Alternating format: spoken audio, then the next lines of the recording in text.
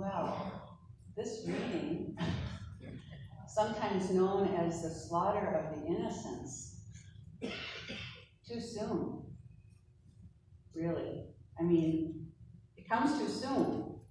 5 days ago, we celebrated Christmas, right in this place. We gathered in this space in soft candlelight, and we sang, "Little Lord Jesus, asleep on the hay." And silent night, holy night, all is calm, all is bright, round yon virgin, mother and child. Did you ever wonder what that meant, round yon virgin, mother and child? As a kid, I always wondered what that meant. I had no idea what a virgin was, but I figured the round part had to do with the fact that she just had a baby.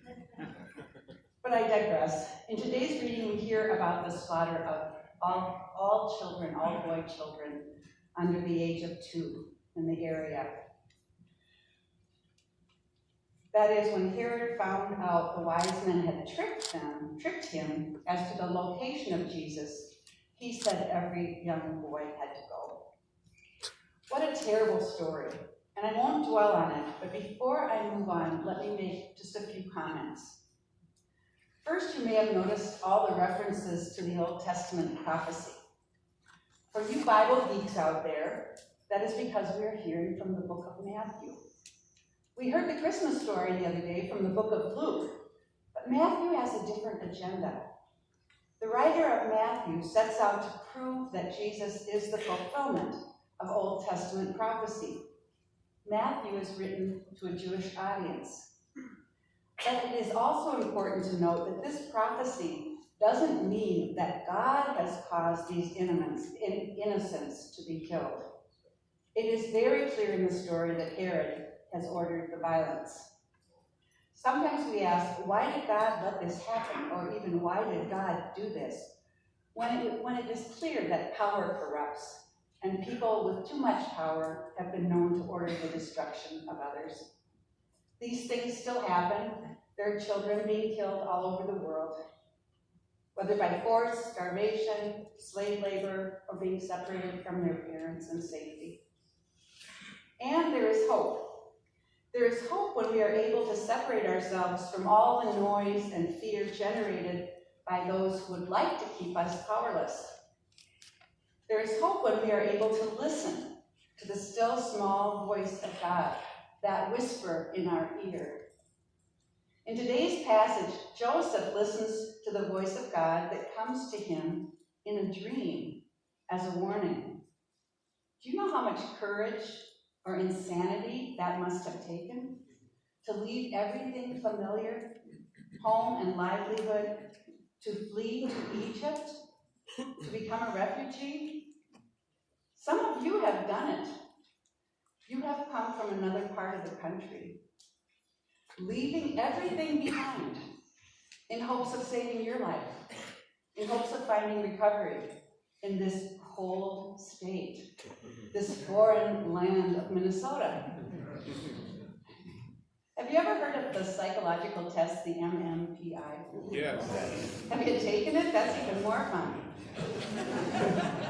As some of you know, I used to work with students who were entering ministry, and though it may not always seem like it, most denominations put ministerial candidates through rigorous psychological testing before agreeing to ordain them. Yes, I passed the test at one point.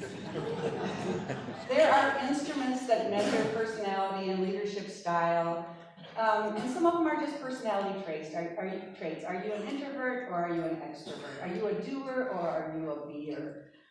Things that you need to figure out how to use in ministry.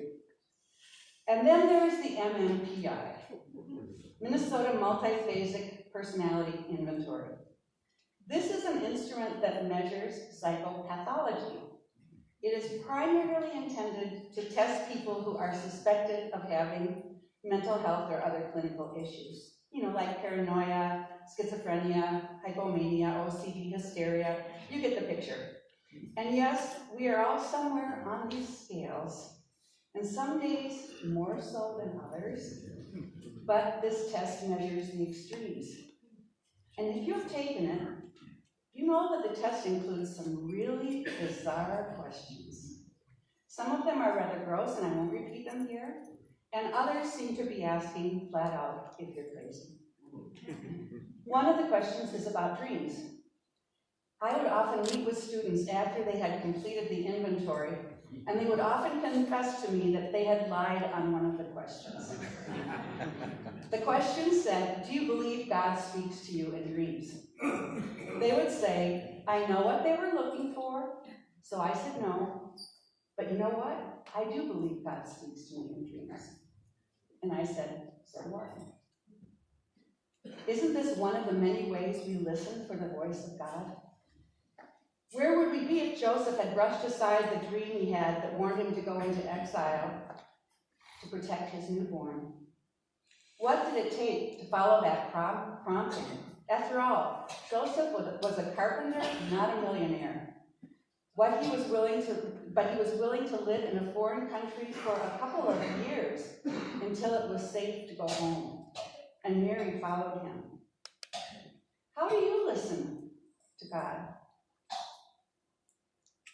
The key is the word listen. Perhaps God comes to us in our dreams because it is one of the few times when we are not doing all the talking. Perhaps we are listening with the deepest part of ourselves.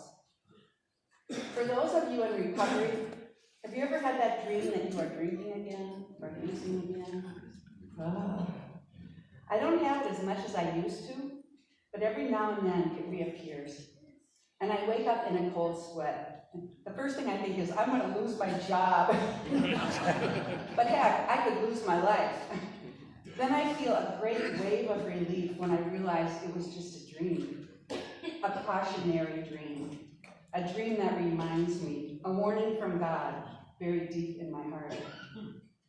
To listen requires a certain amount of silence, whether you are asleep or awake.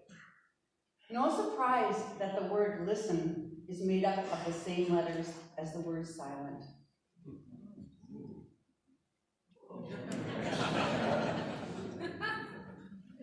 As we move from the old year into the new, I encourage each of you to spend some time in silence until the love song that God whispers into your ear can be fully heard. What crazy dream is God inviting you into?